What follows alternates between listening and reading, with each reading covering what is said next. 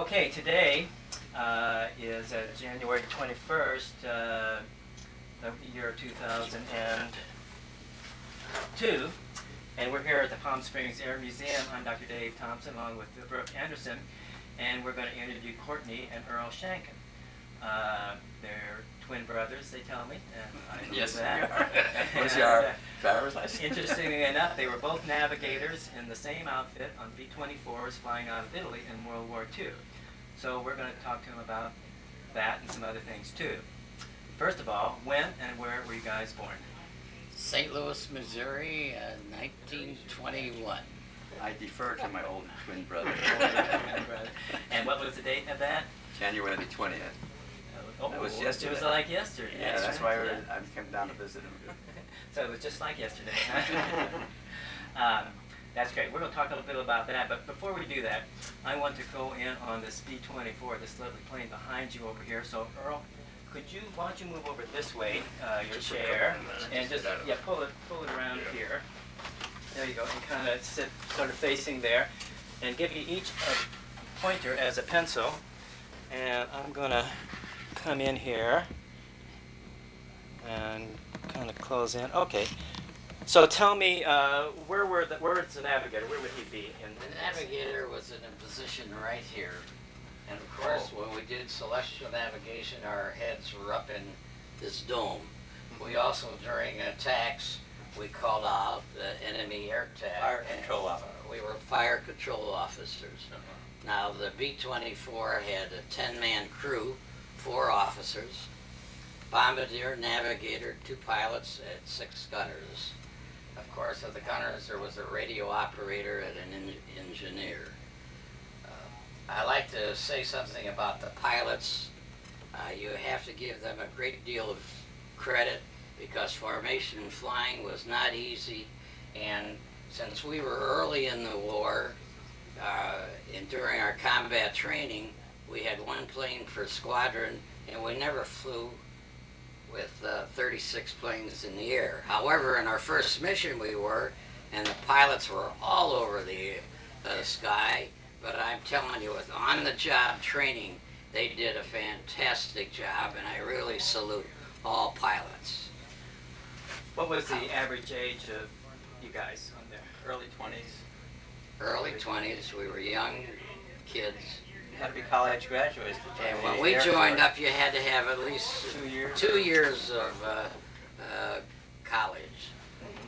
I'd also like to say, after I said those kind remarks about the pilots, that if you read Ambrose's latest book, Wild Blue, he has a paragraph in there that he said after the cadets took their physicals and their intelligence tests, those people with the highest scores were made navigators. We all happen to be able to read a map and add 2 and 2 and get 4 out. Incidentally, we just graduated the University of Chicago and joined up right after graduation. We'll get back into that. Let's just talk about this. All right. So where were the other guys, the crew members? Yeah, don't forget there was a... I'd like to clarify, Courtney. The pilot was a pilot and a co-pilot. Right. And the pilot sits on the left side and the co-pilot sits on the right side. And there's a distinction in classification and qualification. I would like to go back and talk about the B-24. There were more B-24s built than 17s. Yeah. The B-24 flew more missions than a B-17.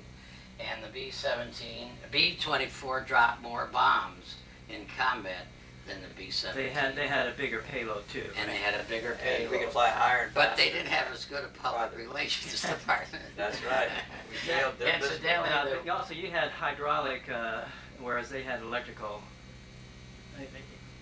For the moving parts and things like that. I'm not aware I'm not sure about I think their wheels were hydraulic, just like ours. Obviously, we always support the B-24 because we lived through it. Right. Notice that this picture shows a turret nose gunner. The early models were not fixed. Our combat training, they were not. There are 2 waist gunners, a tail gunner, and the radio operator got into this top turret. And- We also had a ball turret gunner, who incidentally, the ball turret gunner and the bombardier come out and visit me. They'll be out here Oh. next month. We've maintained our friendship over the years. Well, did you fly the same plane all the time, or were you on a different plane from time to time? That's Well, an interesting question. I flew many aircraft because I was a lead navigator and I was invited to lead the bomb group, and so I flew with a lot of different crews.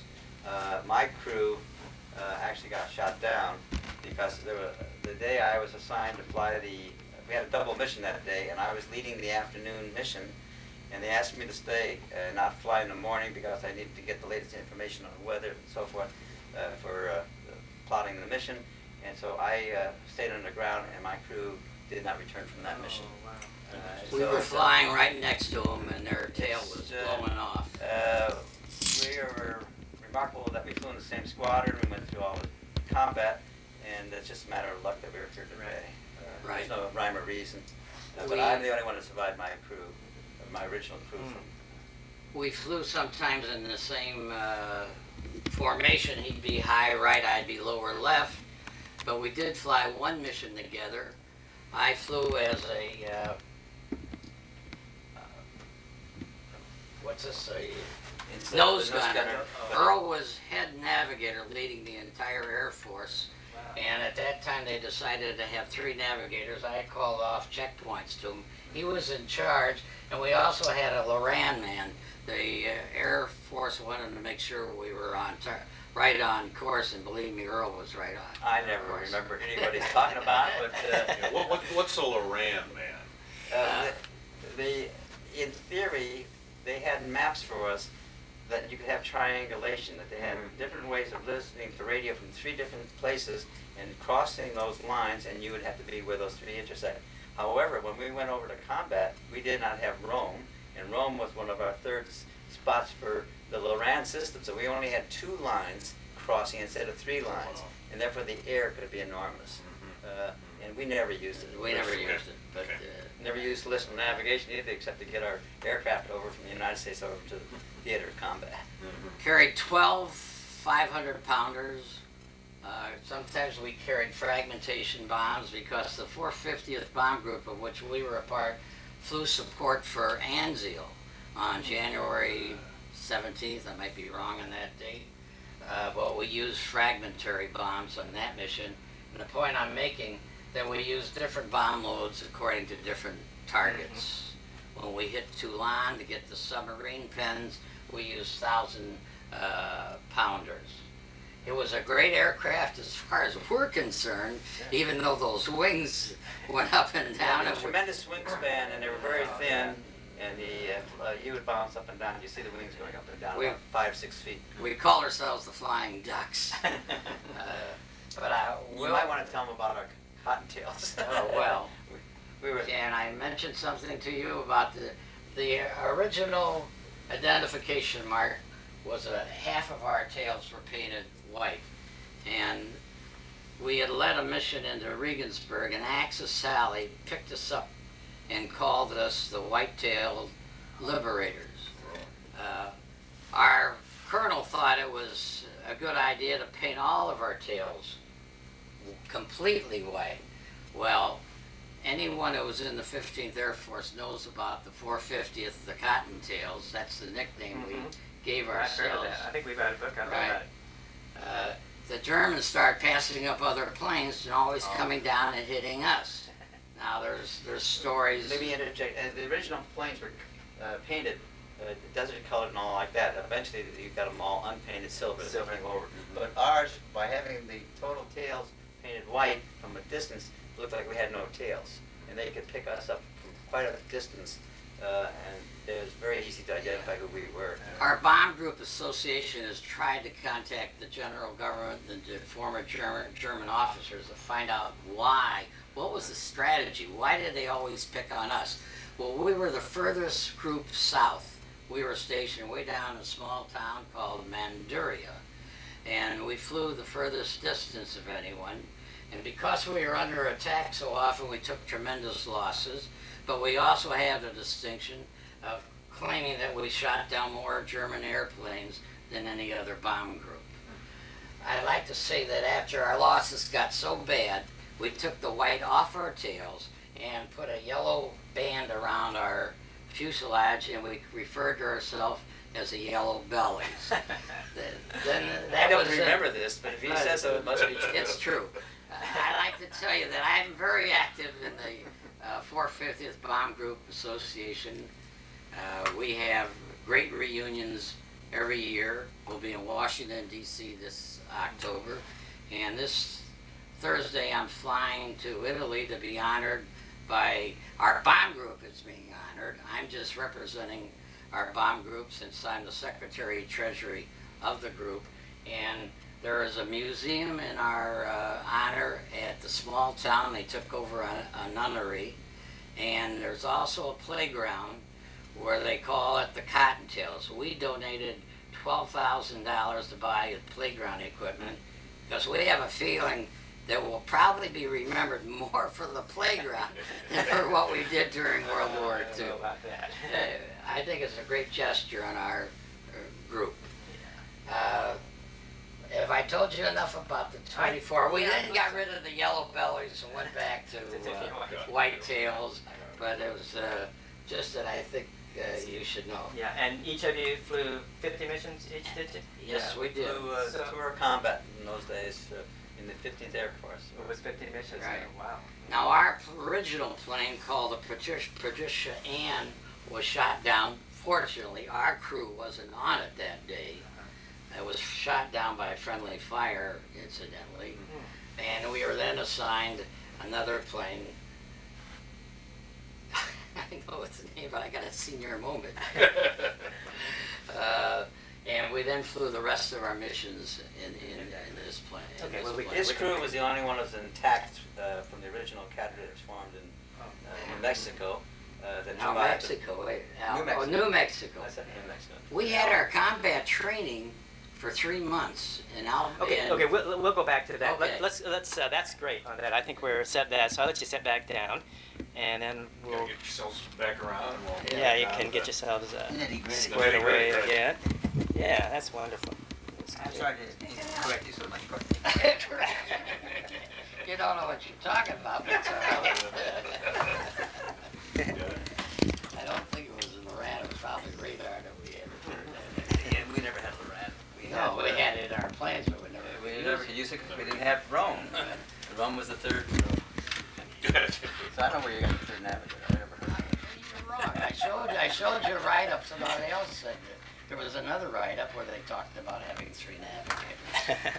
Couldn't use them. No. Didn't need them. Didn't need it.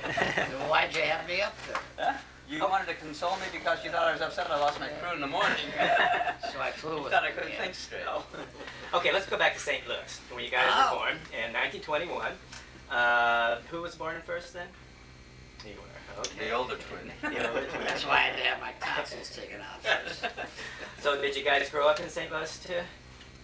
We moved to Chicago when we were 9 years old, but I still root for the St. Louis Cardinals. I'm from Evansville, Indiana, so it's not too Oh, far great. from there. So I started following the Cardinals, when I was real little. And Atta-way. Harry Carey was like his first or second year, and Oh, Gabby wonderful. Street was doing the color stuff. I mean, this Sure, was I like remember. 1946, 47, probably. Of course. Yeah. So I was always. In fact, this Harry, you may probably know he died out here a couple of years Yes, ago. we bumped into him several times. you? He would talk to us. Yeah. Nice They had- guy. So I went to. They had kind of a little memorial thing, here at St. Teresa's in Palm Springs, and I went by doing it for that. Anyhow, so you guys are both of you Cardinal fans, still? No, I live out in California, so I'm more of a Giant fan. Giant fan. Okay, so do you remember what grade school did you go to in St. Louis? Do you recall? Let's go back. And We what must have left it when we were in the second or third grade. Right. So. we did. and what was your dad's name? Albert. Albert. That I remember. And what did he do? What kind of work did he do? Well, he had his own business, but in the Depression, he suffered some tremendous losses, and he became a sales representative in Chicago for a New York firm, textile salesman.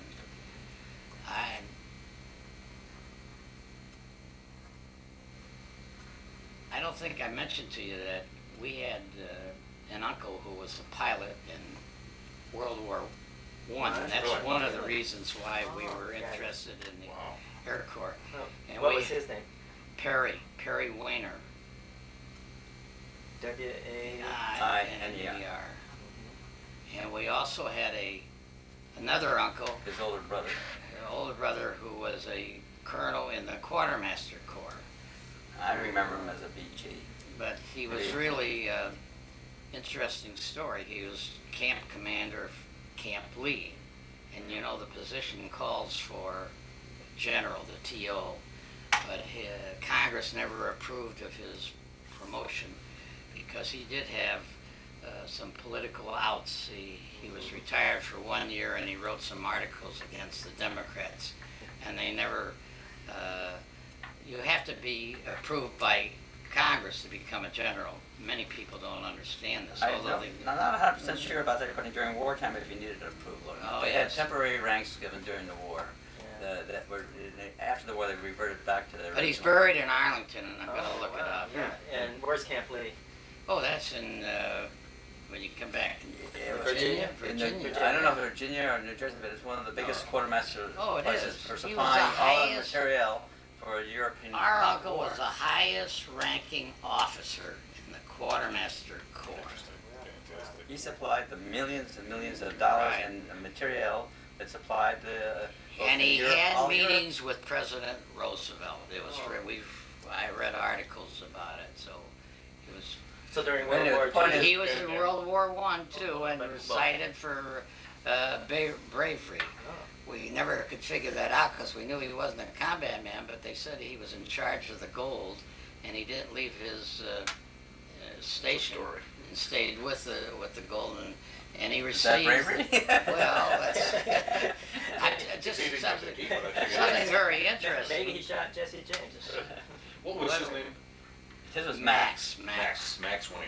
He And they were both received, career military people. That's what influenced us. Oh, yeah. And as we he grew up. received the Legion of Merit, which is one of the highest Wow, yeah. awards you can receive, and we're very proud of our two I should say I so. don't think uncles. so. And your mom, what was her maiden name? Mary. Mary. What was her name before she got married? Weiner. Weiner. She was a Weiner. Oh, okay, so that's under The- mom's the- side. my two uncles were her brothers. I see. Okay, and what's your ancestors? Where did they all come from? Do you know? European background must be. My mother was born in the States. My father was probably born in Riga, Latvia. Their background is probably Russian background. Latvia, did you say? Yeah. He was born in Riga, Riga, Riga. Latvia. Oh, your dad was born there? Yeah. Oh. Mhm. My mother was born on believe it or not, was born on a fort. My Fort, oh. grandfather was a fort jailer, so they lived on the fort. She was born on Which one? Do you remember? Fort DuPont, She was born in Wilmington. Wilmington, Oh, Delaware. oh, where yeah, that fort okay, was. yeah. Sure, DuPont. Familiar So, name. And how old was your dad when he came to the States? 13. I don't remember. I always said Yeah. 10. You see, I just learned And, something. and why did his family and all come, or how is it? His older brother came over first, and then brought the rest of the family over. It was a large, about 5 or 6 Yeah. brothers. and his daughter. Did your dad did he speak English real well, or did he still have an accent when you guys were growing up? Or? I thought he spoke Very very well. I would not say he was. I think he had a slight. If he had a slight, we didn't remember having an accent. My mother had no accent. So was the Depression pretty tough on you guys? No, I tell you, it's a funny thing when you look back at your youth. You didn't know that you didn't have a lot of luxuries that we understand today, the material things. We had a good family life, and we had the necessities. We walked to school. We worked our way through the university, but we assumed that we had to do things that we didn't take for granted that the folks that were going to supply us with the Probably. pass key to the future. We had to do it for ourselves. And most everybody else was probably sort of in the same We're all in boat. the same boat, so you're it all didn't Right. bother us. We didn't know the difference that we only got 10 cents or 15 cents for lunch money or something like that. So what high school did you go to in Chicago? Oh, Sen High School. Which one? Sen High School. S-E-N-N, Sen a very large high school, had over 4,000 student body. The south side? No, north side. North side, okay, yeah.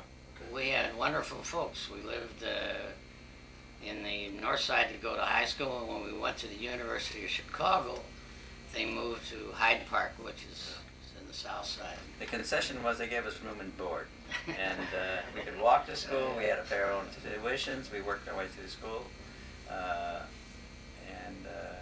What kind of jobs did you guys Oh, have? We had athletic scholarships, which No. meant they paid us Excuse 40 me. cents an hour, and they gave us jobs so we could study at the Oh, so same you time. worked at- We happened to be athletes. We were gymnasts. By looking at us today, you probably don't realize it. So but high we- school. Well, we're high school champions, and then we went to the University of Chicago and ended up being national champions. National Collegiate Champions. National collegiate, we better correct Yeah, that. that's right, NCAA.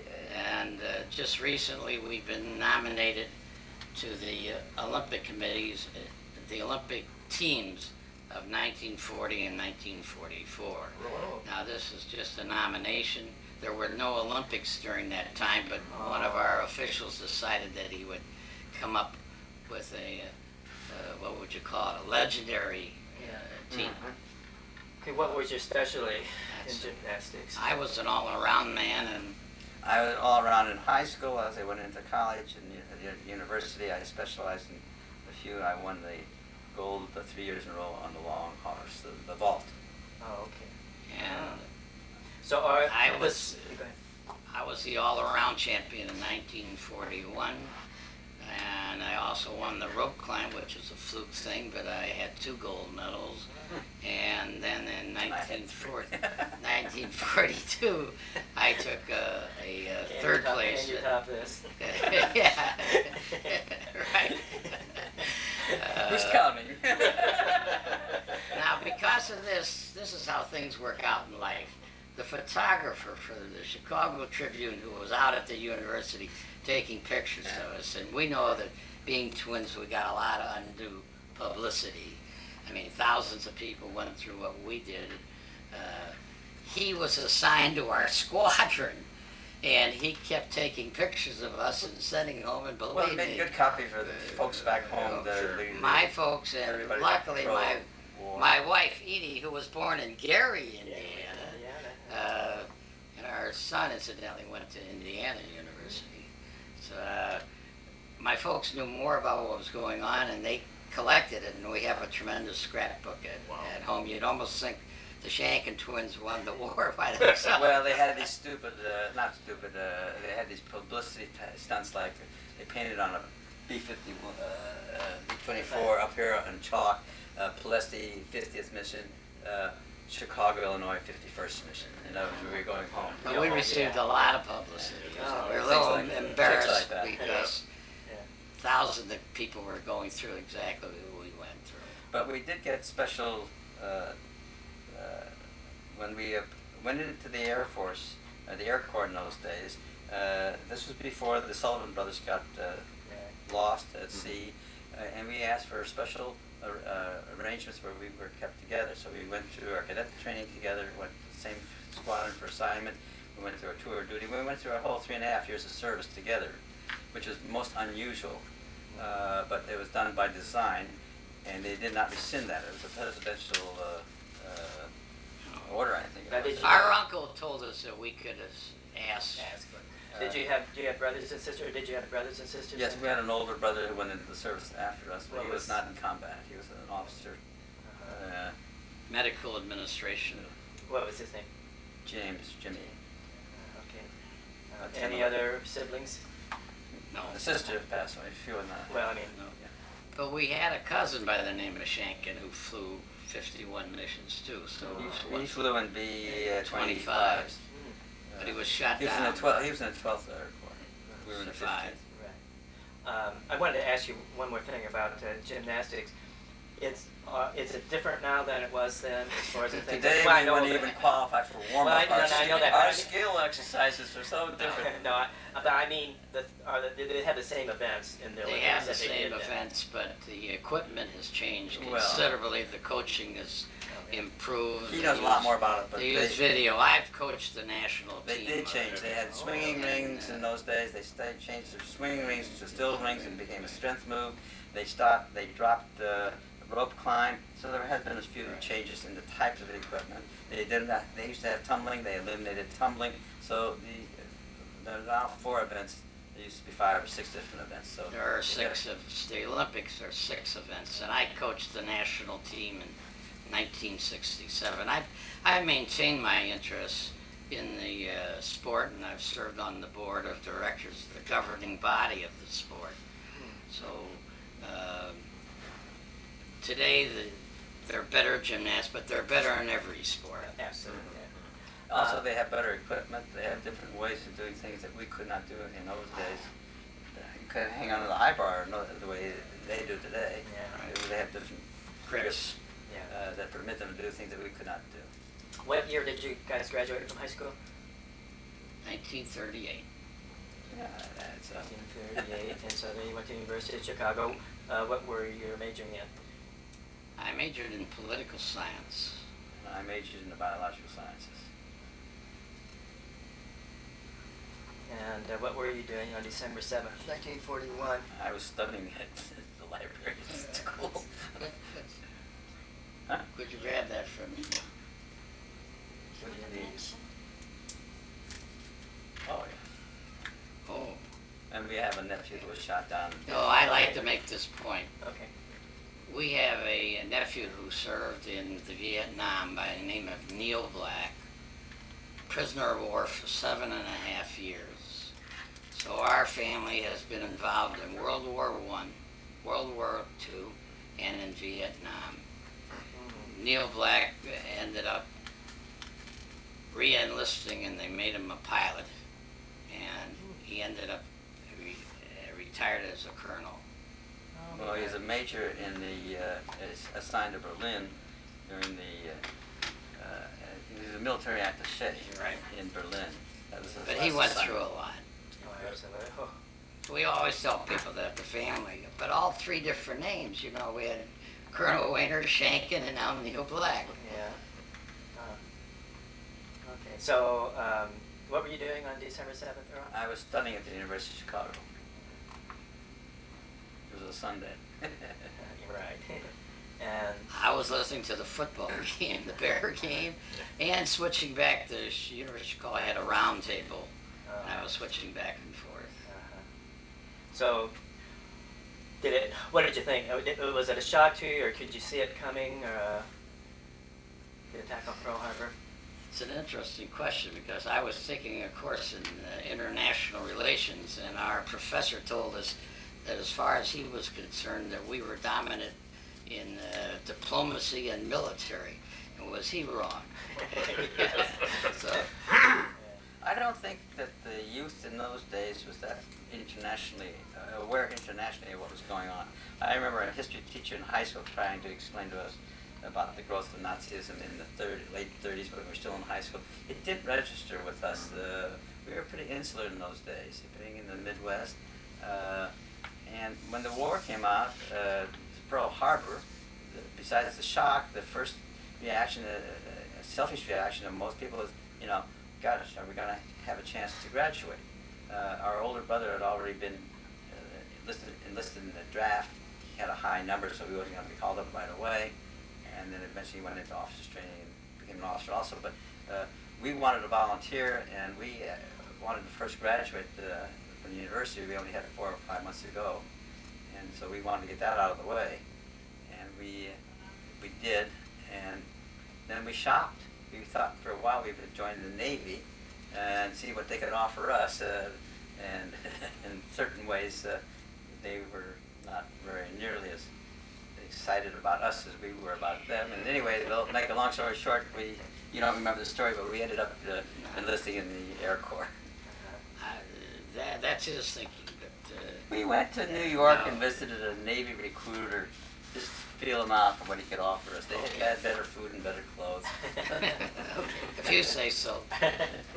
So that would have been, what year did you join up then? Right as we graduated, Was June, 40. July of 42. Okay. But you know, we weren't called up until January of 43, because the That's Air how- Corps expanded from 20,000 to 200,000 in a matter of a couple of years. It was a tremendous explosion of personnel as well as materiel. They had to build the aircrafts. Right. It just shows how unprepared this country was, but how we got in shape. In that summer, while we were waiting to be called up for active duty, we used to teach cadets in the meteorological school. The university had assigned a lot of different projects for the military, and one of them was a meteorological school, and so for we being athletes or athletically inclined and active, we used to teach them calisthenics 2 or 3 classes a day. So we were in pretty damn good shape when we went into the Air Corps. In fact, better than most of the what do you call physical trainers. Yeah. Well, what made it interesting, every airfield we reported to, there was a meteorological officer who remembered us. Some of them weren't too happy with us, but they remembered us. I'm going to turn it over to Brooke, and what he's going to be talking to you about now that I will want to know is where you did your basic training, all the training, the different places that you were at, and then, you know, how you got overseas and where you went and all of that. And then when you got out, what you did, what kind of work you did, about your families, and what you're doing today. Okay. So if you guys can, I'll let you guys work on that a little bit, and I'll check back with you in a little bit. Okay, thank you. Okay, Sure. good. Thanks, Dave. Okay. Thank you very much. We got your card. Okay. Well, let's just kind of keep going on. One thing I wanted to go back to. And by the way, the nice lady over there can chime in anytime she wants to. Oh, she's gonna break. She'll correct Earl. The one thing I contributed, he says that I don't. Yeah. So, just taking me back on track here, you Yeah. Enlisted in the summer of 42. Right. But were you on active duty or just awaiting to be Waiting called? to be Waiting called. to be Okay. called up. So, what do you do in a situation That's like when I that? mentioned we did this teaching and cadets. Thank you. Okay. Yeah, I was Cadets. reading this one. Yeah. Okay. Okay. So you get called up in January. January 43, and where did you start the training? In Nashville, Tennessee, Mm-hmm. and that was where we took our tests, Okay. our physicals and intelligence tests. And then on from there. There to, we were So you were assigned, and that was we enlisted in the Air Corps, and through the testing, they had 3 or 4 choices. You're either going to go to pilot school, navigator school, or bombardier school, depending on your agilities and test results and so forth. Of course, if you read the books on it, they put you where they needed you. Everybody wanted to be a fighter pilot, Sure. so did we, but we were assigned to navigation. It was a then we bitter then- blow to our egos. not to go, flight We school. then went to, there we were assigned to go to Selman Field, Monroe, Louisiana. Louisiana, that's good. And we spent, literally, we worked night and day because we had to learn celestial navigation. And after we became commissioned, it was in August, and I came home and gave my wings to my wife. We had a week, what do we call it, leave, and then we reported to Clovis, New Mexico, Okay. for further assignment, and then we spent about a week there, and then we were assigned to the 450th Bomb Group. It was the cadre. They were forming a bomb group. Right. Okay. And then that was called our combat training, and we were very fortunate that we spent 3 months together with our crews. We had a good record. We had no losses. I was surprised reading Ambrose's book how many losses pilot training they had, but we had no losses. And this is all in New Mexico? It's in Alamogordo, New Mexico, Yeah, Just okay. north of El Paso. in the desert. And this was the formation of the 450. 450s, Yeah. right. We Okay. used to take turns going up, two navigators would go up and one for 4 hours and someone else would navigate. We had training missions. We were very fortunate because a lot of people came over as replacements that didn't have the good training that we had. I don't remember. All I remember is we formed a group. When we got prepared, we flew up to Kansas for our briefing to go overseas. They gave us overseas equipment and flight plans to how to get the aircraft over to theater of combat. Our folks came to visit us in Kansas. Well, I think it was interesting. We flew planes that had never been flown. They had been ground tested, and since Earl's crew and our crew were close, we took up the two planes together, and then we start talking to one another. What heading do you have? What was your indicated airspeed? We did a lot of comparing notes. We flew together to correct all of our instruments. Anyway, the bomb group, if I remember correctly, flew to someplace in Florida for another staging. Palm Beach, Florida. And then we went down to, by way of Puerto Rico and down Tobago, Trinidad, flew that way. We ended up down in Fortaleza, Natal, Brazil, before jumping off of It's called the Southern Route. Right, okay. And from there we flew to Dakar. Meanwhile, my brother's crew and aircraft never showed up, and I ended up in North Africa and Marrakesh, and then in some staging area I can't remember, in Algiers, and then we went on to our base in Manchuria in Italy. And he showed up about 2 or 3 weeks later. His crew had to board someplace around. They had some mechanical failures. Oh, really? Showed up. Yeah, I had Same route, but same route, but we're over the Amazon jungle, and the pilot says to me, I have to feather engine number 4. We got a bad oil leak. He says, give me a heading to the closest airfield. Now, you know, every navigator waits for this to happen. And luckily, we had just passed one 5 minutes ago. I said, make a 180-degree turn, and in 5 minutes, we'll be in an airfield.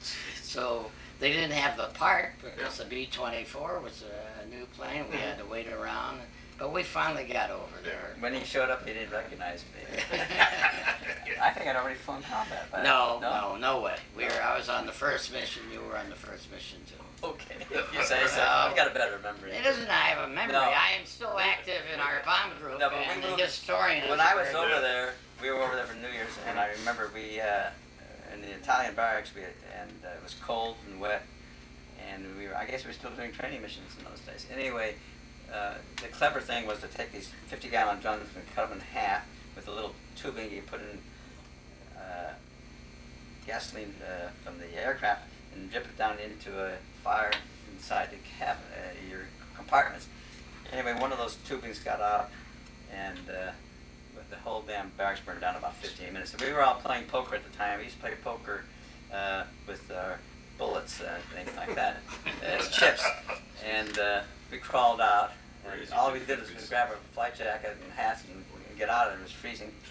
And it was a funny story because they called the Italian fire department, and we helped them with the hoses, and we unrolled the hoses and all like that. They turned on the water, and there must have been about 50 holes in the thing, and it was sprinkling all over, and at the end, you're holding the nozzle, and then all the ammunition started to go off, and we scattered like hell.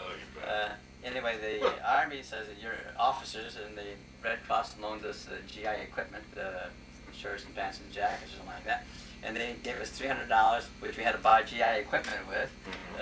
And we were very upset because we had all our beautiful uniforms that we just bought when we graduated as cadets and so forth. Anyway, he shows up, and I'm scrungy, dirty, with old GI equipment and clothing. He didn't know who I was. Yeah, no wonder.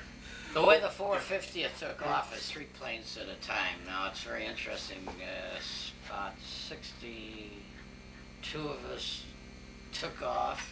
Am I right in that figure? 63 people, officers started. We only lost one plane, and that was one of our planes went into the the you're talking mountain. about when we were rotating over, flying over? Flying over. We took out 3 planes, took off at a time.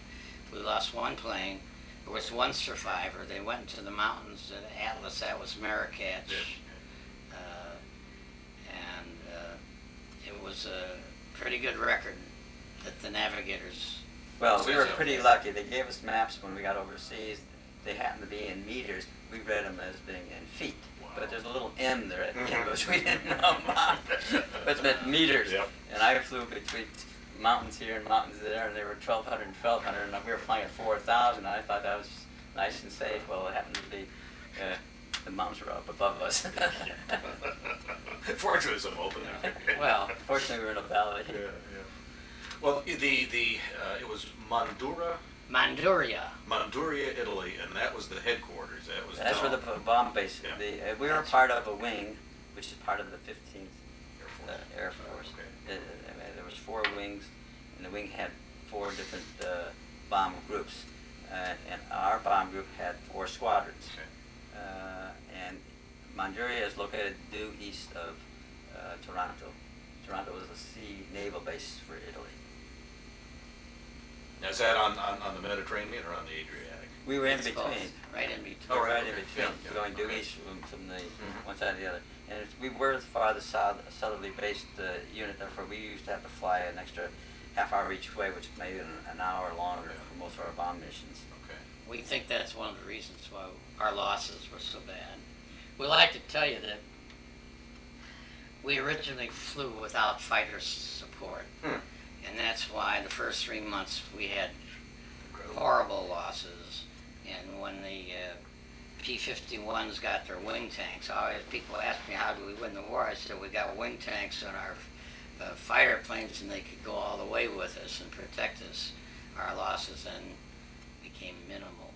Well, our missions were 6 to 8 hours long, and you were only in friendly territory for an hour each way, so you're in combat enemy territory 4 to 6 hours. The fighters, they had enough time to hit you going towards your target, go down, land, and come back up with more ammunition and fuel. And then when you got out toward the targets, you had the flak.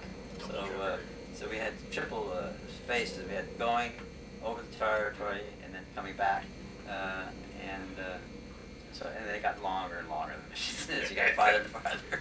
Well, you said earlier, I want to follow up on one thing, that particularly that one time you were doing a double mission that day. Was that unusual? Yeah, we didn't fly too many. The bomb groups, first of all, you had maintenance problems. You could put up that many aircraft. I don't know what the reason was, but there were 2 different targets, and they felt that we were in good shape enough that we could put up a full The complement. targets weren't important. They were actually more morale missions, because we actually flew along our lines to show our men on the ground that we had good air superiority. Now, it's very interesting that this is not in the archives. I'm very close to the historian of our Bomb Group Good. Association, and I've had some arguments with him. I know there was a double mission that day, and I know that I flew in both of them. Okay. However, if you check our archives, the history, we have a history. I think it may be the book in our library. It is not listed. Now the mission I flew in? yeah, it's not. Well, how did I get credit for it then? Well, you may have gotten credit, but it's not in the archives, unfortunately. The mission is Alexandria. It's in. That's a yeah, target. that is the target, but it doesn't show that we flew the.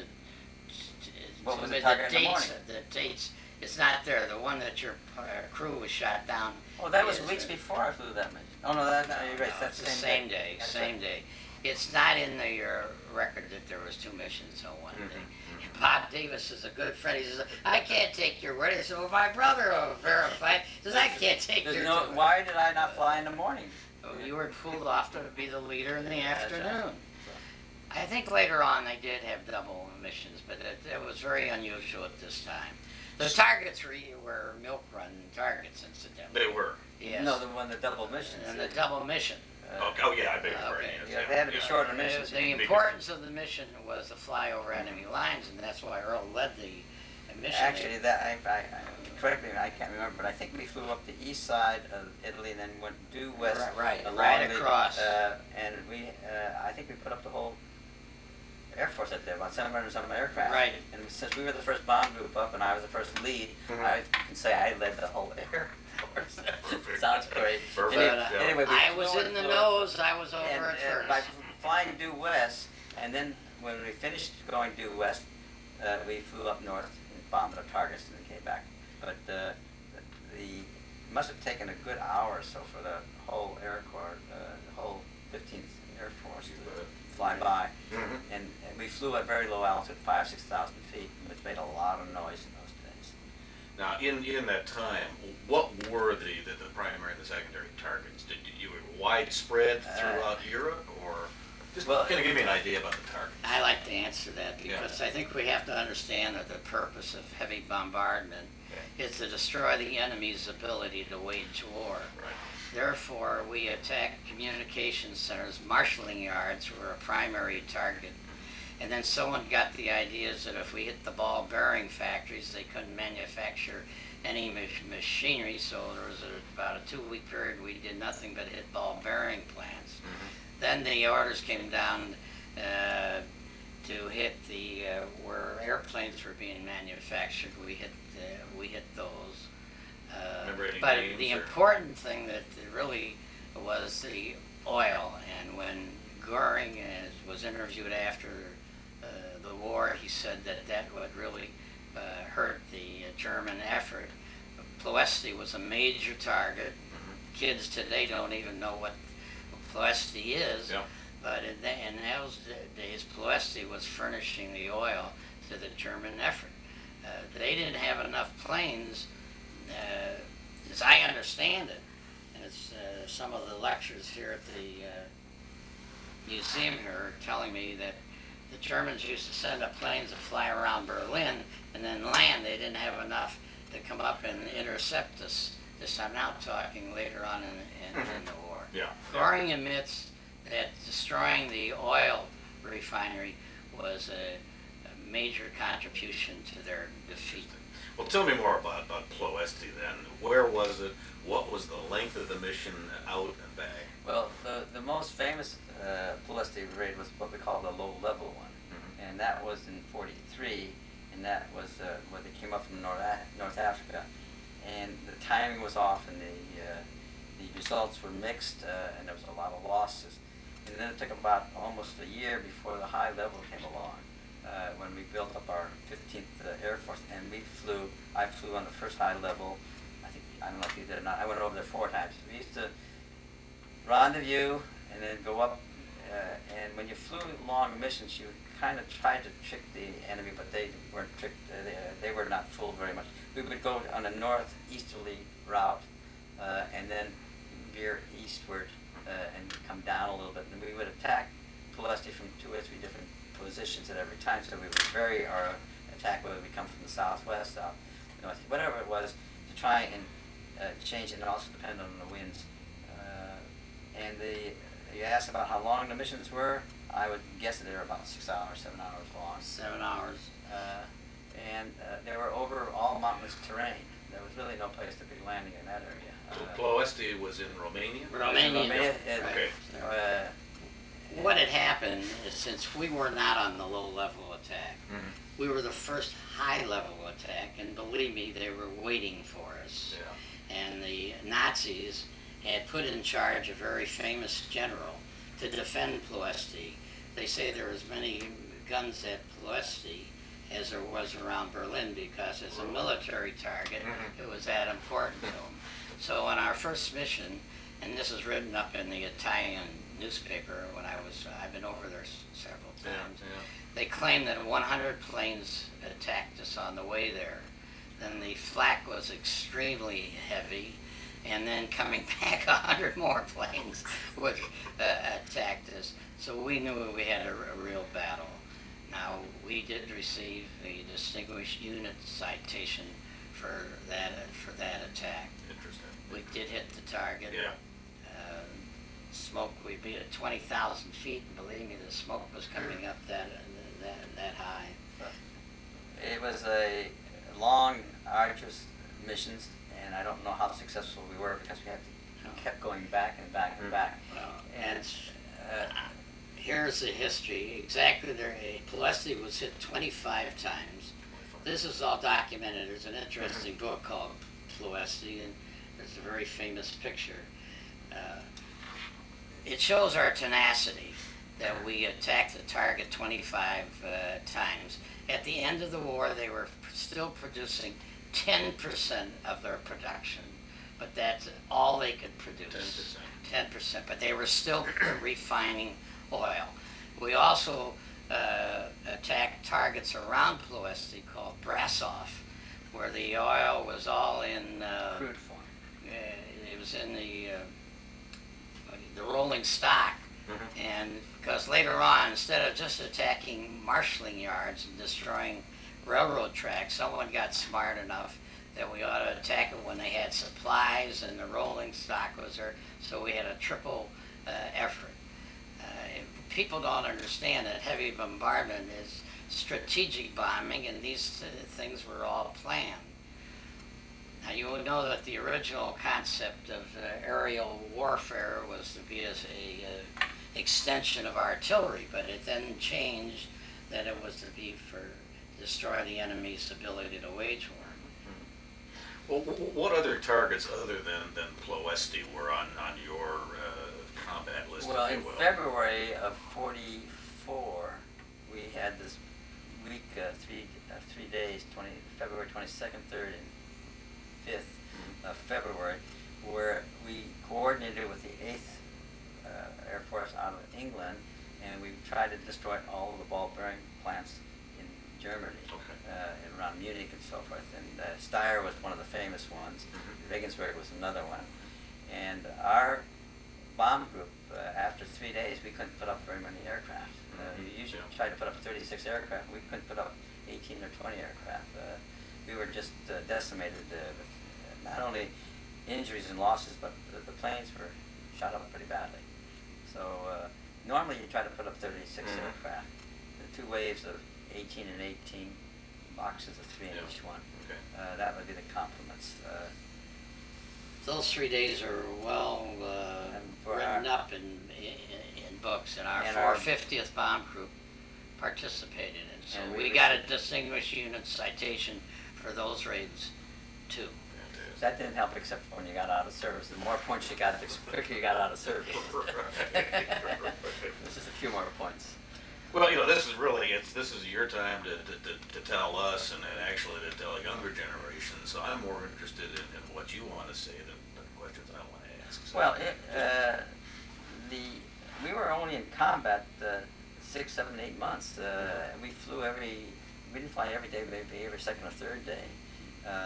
Weather would sometimes intervene, and everybody had an attitude that this is a job that they volunteered for. It was all volunteer, the Air Corps, and it had to be done. And we just felt we had to do our job and do it quickly. And then as we got closer to finishing our tours, then you begin thinking that maybe you're going to make it. But at the beginning, you don't think you're going to make it. The attitude was we had tremendous losses for various reasons, and so it wasn't a very happy time. Out of the 63 officers that our cadre formed in Alamogordo, Mexico, that went overseas, only 13 flying officers survived. Of the 13, my brother and I are 2 of them, so that's pretty unusual. So there's no way of explaining that. Glad it happened. And we never volunteered, but we never shirked our duty. Only fools volunteer. Well, I think so. Anyway, some of the we were very fortunate. Very lucky. A lot of times, very a lot of fortunate jealousy. to be with a good bomb group. Sounds like a bunch of good guys. We had a bunch of, and we still have our meetings. Wonderful. And the replacements understand that we didn't become friendly with them because we saw replacements come in and not even they go up their first mission and get shot down. Right. So we didn't form friendships. Now we form friendships with them, and they understood our reluctance to get close with them. Our attrition rate was very heavy. Very heavy. I'd say so. I'd like to say something that we were interviewed after the war as twins, and we came to the conclusion that we didn't think it was a good idea to have brothers together because I tell people we flew 100 missions. We sweated one another out, and sometimes he'd be in a high right and I'd be low left, and I found myself calling out planes attacking him instead of... Well, no, and you see a plane go out of mission or being smoke or something like that, you didn't know whose plane it was. Exactly. and you didn't know for 4 or 5 hours till you got home whether Right. Wow. one of the Right, there other was guys. one mission where we turned back early because we had some engine problem and he didn't see us turn out. Then I wait for the planes to come back. He's not on it, so I thought he was shot down. He thought I was shot down, but it was luckily they had run out of gas and landed. No, we had a fuel lock we could not transfer, and we had to make an emergency landing in Corsica. But they came in about 4 hours later. We had to so fly we made it. all across the Adriatic alone. We flew very low and fast. So there were advantages being together and Yeah. disadvantages. Extreme And disadvantages. you have to admit that we were so lucky to have survived. There's no rhyme or reason why. No, it's, Right. We like to say it's all luck. And then when we came back from overseas, we were concerned about, we'd seen enough combat, and we were concerned that the war was still going on, that they would reassign us to combat in the Japanese and the Far East. So we looked for training, since we had college graduates, and we went into teaching cadets. Yeah, yeah. And Let me get back to that. Just I want to go Okay. back real quickly to Sure. ask you a couple other questions. Sure. When you're doing missions every roughly third day, right, the weather depending, what do you do when you're not flying? sleep. Yeah. You play poker, Play poker. blackjack, Yeah, yeah. go into town, get your laundry done.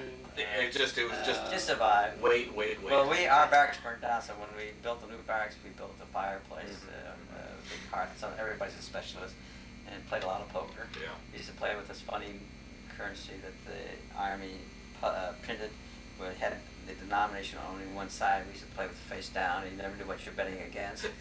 And we had a lot of sad stories. The guys Yeah. would leave poker stakes on the table, and the next day, 2 or 3 of those seats were gone. They didn't Yeah. come back. Yeah, yeah. And so that money all went into the pot.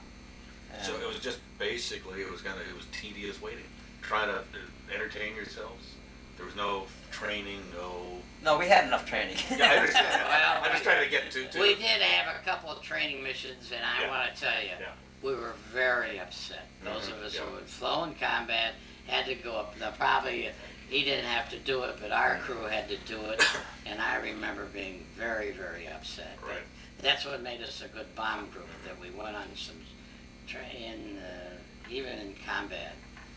But we had a great esprit de corps, and that's important. You know, we talk about these things at our reunion, and we wonder how we went through all this, and we decided that the discipline that we established in combat training is what put us through all this. Well, I think also we had a pretty good training all the way back from our basics when we formed the bomb group, and when we had our replacements, we tried to pass on some of the skills that we thought were necessary. And basic skill was keeping cool and doing your job that you're trained for. Yeah. Keep it cool. Because you respond under tension, and everybody's scared. If you're not normal. So you have to your reflexes have to go back to your training. And we had a few people lose a little bit of control and so forth. But the missions were all different. Some were longer than others. Some we were attacked on. Some were what we called milk runs, so we didn't have anything against us except over the target, a little bit of flak. And some were brutal. Yeah. Some were longer than others. Some were easier. It seems like some of our commanding officers like to take the easier ones. That's true. And I'll but tell you was one a- thing I was a that- cocky young man in those days. All I can Yeah. say. One thing that you learn as a crew is the division of labor. And although I realize that it was luck that our crew survived, I would like to say that every man in our crew knew his job. Our ball turret gunner knew his job. Our radio man knew his job. The pilots knew theirs. And it was separated into everybody excelling in their own position. And I've used those concepts in business called the division of labor. You get everybody doing their own job, and you work together, and you can be successful. Fantastic. Now, you said that you really were 6 to 7 months of combat flying. Yeah, we were Okay. through by July of 44. I finished in May 27. He stayed around waiting for me to finish so that we could be rotated home together. I wanted, everyone has different concept. My theory was to get this over with as soon as possible. Right. I volunteered for anything I could go on. I flew one mission without our crew. Fortunately, it was a milk run. But I have the distinction of being the first officer in the 722nd to fly 50 missions. Wow. And he was egging me, go, go, go, and I had to wait till he called. I was being a lead navigator. Yeah. To fly that off. Yeah. I had to sweat him out all the time, and I didn't enjoy it at all. And you were at Manduria the whole time. Manchuria the whole Yeah, time. yeah, yeah. So now you've completed the missions. Before we go on from there, is there anything else, any specific incidents, issues, or whatever during that 6 to 7 months that you'd want to kind of go over, or we pretty well covered that? I think it's best left unsaid a few things. Everybody has different ways of interpreting experiences, good and bad, and people have a tendency to remember the good things, which is fortunate. There were some mistakes. There was some mishandling of different factors of the bond group, but all in all, as Court said, there was a lot of good esprit. We didn't always understand the wings assignments of our bond group. We thought that we were not appreciated enough, and we were talented. What he's referring, our bomb group was once given a suicide mission to hit Breslau, Poland. Was way out of our range. In fact, Earl, before we flew missions, we weren't flying together, we always went back and whispered in the other guy's ear where it was going. So he says Breslau, and I say good luck, and then I go in the operations room. The red line, they used a piece of string, it showed it was there, and they couldn't make it back. They were going to ditch us in the Adriatic, they were going to pick us up with PT boats. So I'd go out to the cruise, and I'd say, we're going to practice ditching. Now, we hadn't practiced ditching in about 7 or 8 months or so. And I said, why? I said, well, guys, I said, some idiot says that we're not going to have enough fuel to get home. And I said, I asked for immediate recall. Courtney doesn't agree with me, but I said, this is not a suicide mission. I did not volunteer for a suicide mission. And they only put up 20 aircraft instead of the normal 36. What had happened is the missions were figured out from Foggia, which was way up north. That's where the calculations were made. But because we had the extra mileage, our group couldn't make it back. I talked to several navigators. Some were going to Sweden, some were going to Switzerland. They had it all planned what to do. Our radio operator happened to be on the mission, and he got the recall notice, but he sweated out. He got it. He waited for it to come through 3 times. But the recall was because the cloud coverage was below us and above us. We can't follow information with clouds coming closer and closer. But everybody in our group remembers but it was Breslau. We don't understand, and it happened to be the reason for that was a heavy requirement was that Hitler was having a big meeting with all the big generals and everything, and our target that day was the mayor's office in the square of the city. But we never got there. Thank you. But those are the mistakes that occur in combat. As far as, tell me just for my own edification, how was the supply situation by this time coming in from stateside or wherever, particularly since you got a quartermaster background? Yeah, very Supplies good. I talked to my uncle afterwards, and they had planned all this.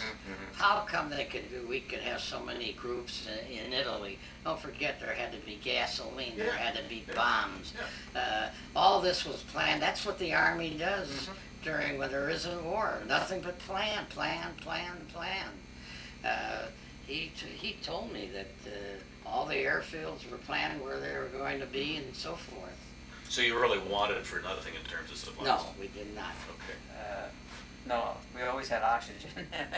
Sometimes we Well, always I had gasoline. I haven't said anything about our ground crew, and I like to commend them. They worked day and night. They literally worked day and night so we could get them up in the air. And believe me, we had a lot of holes in our airplanes, and they fixed us up. They changed engines, and without them, we could have never done what we did. What a bunch, huh? Yeah, we're very close with them in our bomb group association. Interesting. I just had a young fellow here the other day whose father was in the Vietnam as a mechanic, and he just wasn't really sure about how important it was. I said, hey, come on. Well, Please I believe think it's Courtney important. mentioned that for every one that's in combat, there's 9 or 10 people You're behind right. you You're right. in support, Mhm. and you couldn't survive without them. Yeah. But it was different times, and you have to be young to participate in war. Indeed. That's why wars are fought by young people, let's face it. 4 old people. And you become very seasoned very quickly. Sure. You mature very quickly. You don't need too much exposure Mhm. to understand what's important. Well, when you guys rotated back, then how old were you? 2 years older than Did I say something wrong? No. You remember? Well, Oh, we were 23. born in 21. We came back in 44, so we were 23 years old. Young guys. Young guys. And we went into cadet training. Mhm. We were very fortunate to be assigned to a special school for training navigators. Yeah, where was this? Arlington Field in Houston, Texas. Arlington What Field, happened Houston, was Texas. that they decided they would that if they did a better screening and a better training, they would have less washouts and less eliminations. Mhm. Okay. So we taught an experimental school, and they called it squadrons. You had 4 squadrons, had 20 cadets in each one, and Courtney was a flight commander of one group, and I was a flight commander of another group, and we took them through this training course of becoming navigators. Now, in theory, and the concept was, if they were screened properly and trained properly, there would be no washouts. Well, I had to wash out a few people, and the board of review would not accept that. And I said, but I'm sorry, none of you have been where I've been. Yeah. And I said, they're not competent enough, and you're flying with a crew of 9 other people. You're going to destroy not only an aircraft, but 9 other people. And Courtney had an ethical problem with some of his students who cheated on some exams. He had to eliminate some of them. So we had some strange experiences in that regard that were not combat related, but they were part of the life that you were exposed to, being in service. And the concept was very good. But in Incidentally, practice, it never really gelled. according to the table of organization, we should have been majors, but we still ended up as first lieutenants. Well, But I think you've talked to a lot of veterans who have complained about this. Sir. You bet. So you started with this special school in but late- we were there, and we yeah, took 43. them all. We were teaching cadets before, and then they screened. They called us in to handle this because of not only our wartime experience, but our background as University. Chicago. Yeah, sure, yeah. Had courses in teaching and so forth. So it all held us in good stead, and it was a plum assignment. Yeah, wonderful. More It was in power. Ellington, Yeah. and we were at other places. I can't remember where before we went there. And then the war, I think, finished at that time. Right. So you're still at Ellington when Oh, It was yes. overtime. Yeah. And we were the first ones discharged because we had all the points. You got points for medals, you got points for service, you got points for combat duty, and you add them all up. And as I say, the citations helped us get out Yeah, quicker. right. So we got out quick. Well, then after that, let's go into post-war life. Well, civilian meanwhile, life, my brother Courtney got married while he was still in service. And I have to tell, that's an interesting story. He wanted to get married to Edie, and being in the Air Corps, when I first joined, they said there's 3 things you have to do. You have to smoke, drink, and go out with women. And I said, well, I better take up smoking. But we never really smoked that much. No. In fact, overseas we used to trade. We used to get a allotment. We used to trade for oranges and eggs and things like that, or cigars and things like that. But Courtney decided he wanted to get married, and I was concerned that we still had a long war to go on, and I didn't think it was the right time for him to be getting married. So I made that statement. Did you? I didn't do that. Of course, I didn't pay attention. Anyway, he got married, and he was getting married up in Chicago, and we were at a base in Ellington or someplace. I don't know. We were down someplace, and we used to fly these proficiency missions that were maintained. You had to fly so many hours a month besides teaching cadets and all like that to get your flight pay and all like that.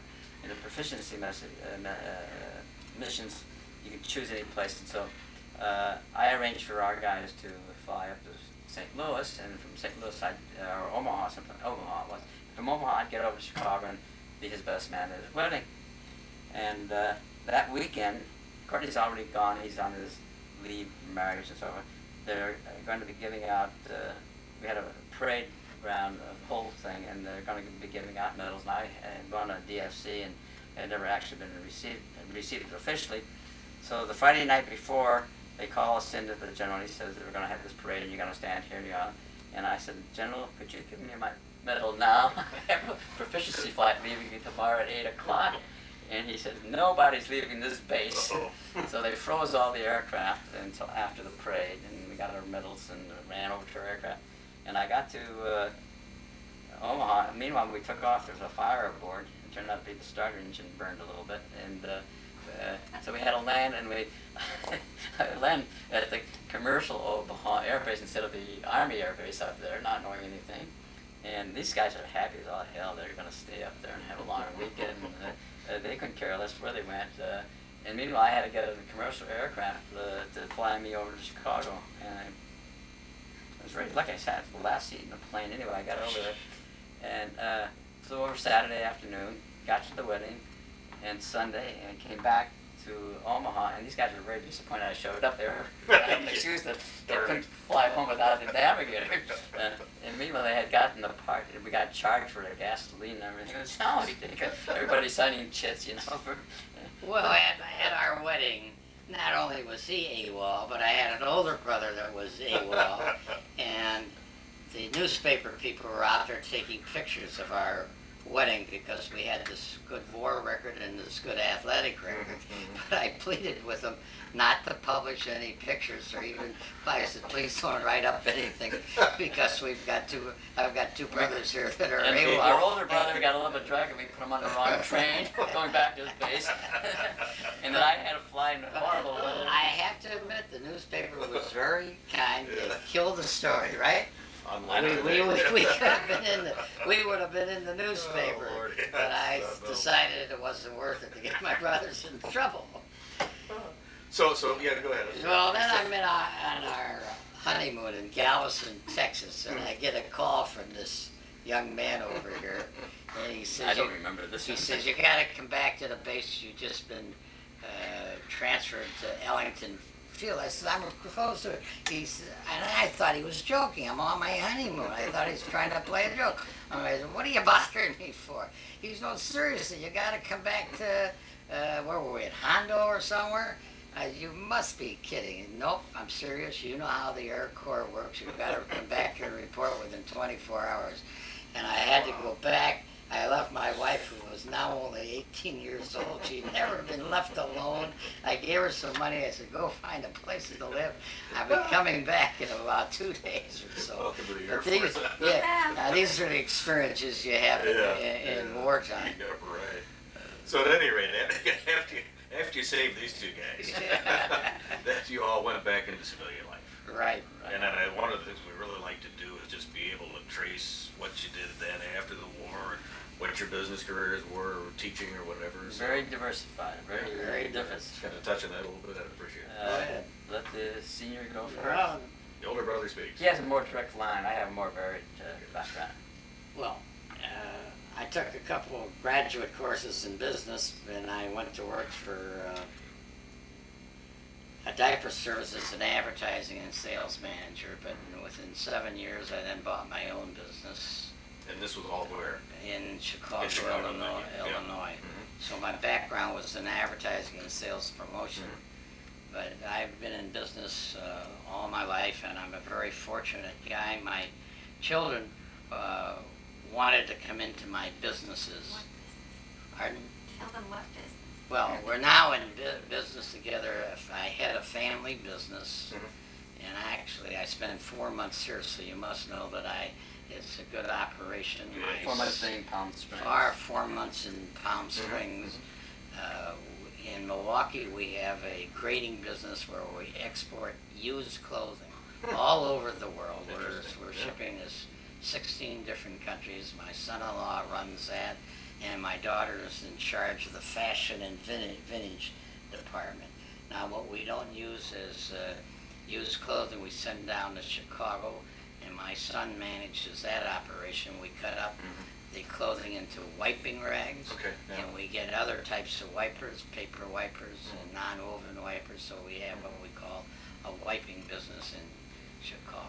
So it kind of goes back to the old beginnings with your dad in textiles. Yes. Yeah, yeah.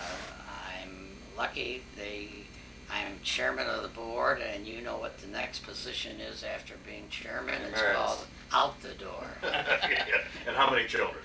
I had 3 children and 6 grandchildren, with 1 already married, and I'm happy to say you're talking to an old man, because we're soon going to become a great grandfather Wow. in 6 more months. Wow. Very good. Congratulations, that's great.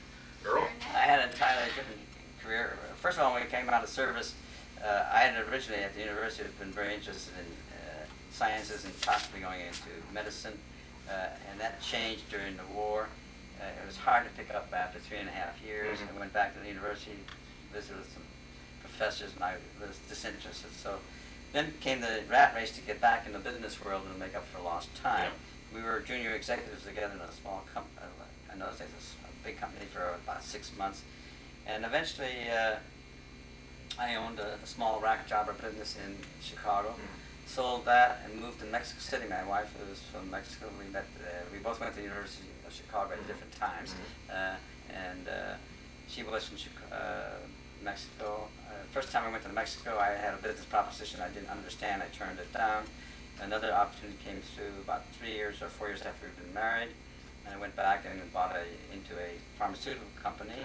And was the general manager and ran that for about 3 years. Sold that, went into the cosmetic business, bought a bankrupt business for 25 cents on the dollar. I learned I should have bought it for 10 cents on the dollar. Struggled with that one, got out okay. And my partner gave an option to buy and become a half owner, became a half owner. Picked up this option, and then I went off, and he was a chemist and did other things, and so I had trouble, so I sold the business. And then I went to work for a multinational company and was very successful with them. Stayed there 18 years, became the general manager of 4 subsidiaries for them throughout Latin America. Whoa. I lived in Mexico for 21 years and rotated back to the States in '76. Our company was bought out by an international company, and I took an early retirement in 1978 or 1980. Went back to school to get a certified financial planning degree, decided that I didn't like the insurance part of it. Took 4 out of the 6 courses, and I looked for something to do, so I went into real estate. Yeah, okay. Started going to commercial real estate, but then I ended up in residential. I did that more or less like a hobby for about 10 to 15 years, retired. In the last 4 years, I've been very active counseling American small business, part of SCORE, which is part of the Small Business Administration. I was very active with it up until about a year ago. My wife got very ill and passed on, and now I'm getting more active again. But I've done about 300 or 400 sessions of counseling of businesses over the years. And at one time they wanted me to be the chairperson, and I refused or said thank you, no. And I still say it's a full-time job. They want younger people. But it's very challenging and very interesting, and I am retired. It took me a long time to use the word retired. I used to say I'm still semi-active in real estate, but the last year or two I haven't done much. So I And find you that live out in the Bay Area? I'm in the Bay Area. I live in Sausalito, north of San Francisco, since 1976. And so it took me a while to admit that I'm retired. But now I am, and the only activity I have is constant. And coming to visit my brother and celebrating his birthday every January. Beautiful. And you're you living know- here 8 months out of the year? No, 4 months, 4 months out of the there. And year. you know, I've become a volunteer here at the Yeah. museum, and I find it extremely interesting. Glad to have you. I just did this, this kind of wraps up the questions that I would have, and I just say I really appreciate your being able to get here together and tell this really interesting story and special story. Is there anything else that you guys kind of want to close with? You're lucky. We're very lucky. The lucky twins, yeah. I like to just talk about the 450th Bomb Group. I think you should know that we have an please. excellent association. Okay. We have over 850 members. Wow. We have been honored this Thursday. I'm leaving for Italy. I just got a notice that the president of Italy will meet us and some colonel in the Italian Air Force. Wow. and we will dedicate our museum and our playground, and I represent our group as the secretary-treasurer. And you'll be going over there soon. I'm going on this Thursday. I'm leaving, and I'm coming right back Monday. I'm just going over to represent us, but that's the kind of group we have. Sounds like a great group. 850 strong. Yeah. This May, 51 of us went over to do it. This is what we don't understand. We dedicated the museum and the playground, but there wasn't any playground equipment. So we were a little disappointed. We were wondering where our $12,000 went. And now they write that there is equipment. And, you know, we're officers, we're members of the board, and don't think that the membership isn't asking us what happened to the $12,000. So the president and myself are going over to double check on everything. I think it's very admirable that he's very active in all this. He also is my memory, regularly up to date on before I got married, and my wife was my memory after I got married. Well, I think it's interesting. With his experiences, he wants to blot out, and I don't blame him. He lost his crew. He was close to his crew. Sure, of course. Now, we have fellows. I mean, we ask people, why don't they want to join? He is a member of our association. I pay my dues. He pays his dues, but he doesn't He was participate. embarrassed that I did. No, if I did, he wanted to pay but for me. you know that there are a lot of people want to forget about You World bet. War II, and I don't. You can't blame them. They have their reasons. Yep. I've taken a different path. I want the right story to be told. Thank There you. are so many things that are being told incorrectly that I want to make sure that they know about what we did and how we did it and why we did Thank it. you. Yeah, it's very But important. it's very good, but we're different natures. I turn the page and I move on. I sometimes get together with a group from my company, from my business days, and they like to talk about things that happened 25, 30 years ago. I really don't care less anymore. But Courtney does perform a function, and in conclusion, I'd like to mention that history is made up of those who write the history, not who will actually occur. Good point. It's some very strange things. I remember when we Yeah. were at the University of Chicago, and we had a coach from the coach from the South.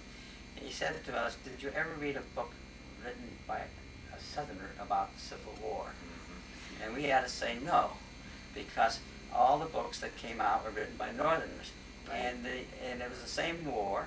The same things happened, but it was Rashomon. You see it from two different sides, and the same thing happens about the history of the bomb group and everything. There's a lot of stories that I disagree with intensely, but I cannot argue my point because I have a horrible memory to start with, and I have no supporting mechanism to do it. I have no clues or anything. But we all see things from a little, and we remember things that we want to remember. Courtney has a better active more memory about it. I have a very selective one. I've blocked out most of my past, except I know I was there, and I did my duty, and was lucky to survive. But I thought we suffered unduly for a bunch of political I reasons. still give lectures. I've been invited by Highland Park High School to give a talk about the Holocaust.